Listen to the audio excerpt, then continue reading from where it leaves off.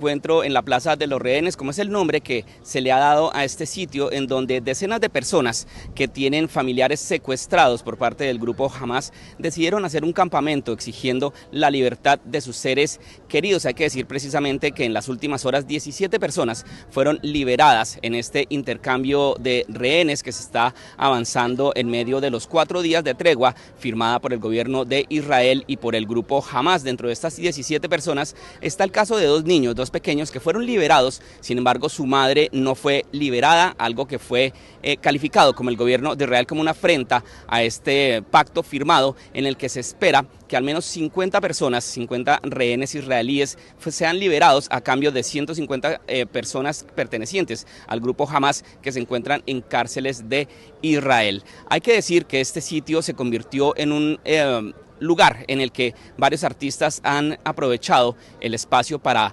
expresar su descontento por la situación que está ocurriendo en este momento entre ambos países. Hay unas muestras de arte, muchas personas se han acercado aquí a este sitio en Tel Aviv para ver y para apoyar a las personas que están esperando que sus seres queridos regresen muy pronto a su hogar, algo que se espera por lo menos avance en estos días de tregua firmada por el gobierno de Israel y por el grupo Hamas.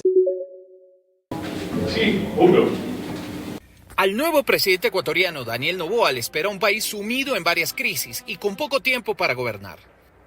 De allí que durante el acto de toma de posesión pidió concentrarse en resolver los grandes problemas. No podemos seguir repitiendo las mismas políticas del pasado esperando tener un resultado distinto. Noboa, de tan solo 35 años, dijo tener claras las prioridades durante su mandato. Y es que para combatir la violencia hay que atacar la desocupación. El país necesita empleo y para generarlo enviaremos reformas urgentes a la Asamblea que deben ser tratadas con responsabilidad.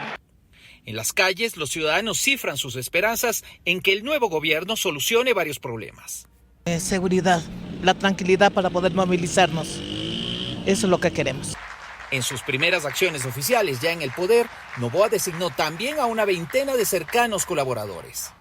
Ya son y serán parte de la historia ecuatoriana, parte de una historia que empieza con un grado de terror, pasará por drama, pero de ahí será de esperanza, de felicidad y de progreso. Y si bien anunció en las últimas horas a su ministro de Defensa, la principal expectativa se centra en conocer quiénes manejarán el Ministerio del Interior, la política penitenciaria y el Centro de Inteligencia Estratégica. Desde Quito, este fue un informe de Néstor Aguilera, La Voz de América, para Telearuba.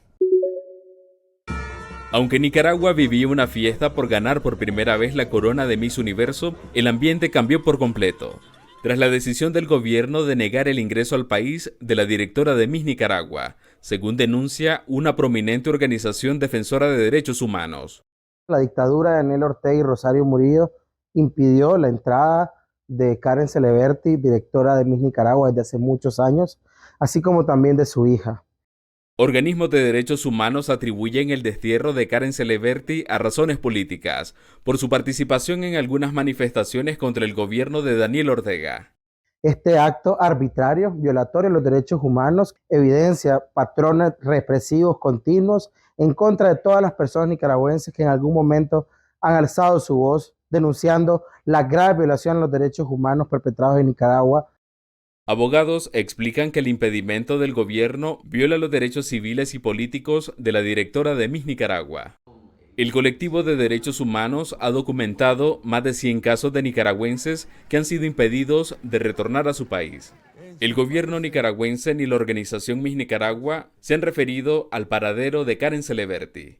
Desde Managua, Donaldo Hernández de La Voz de América para Telearuba.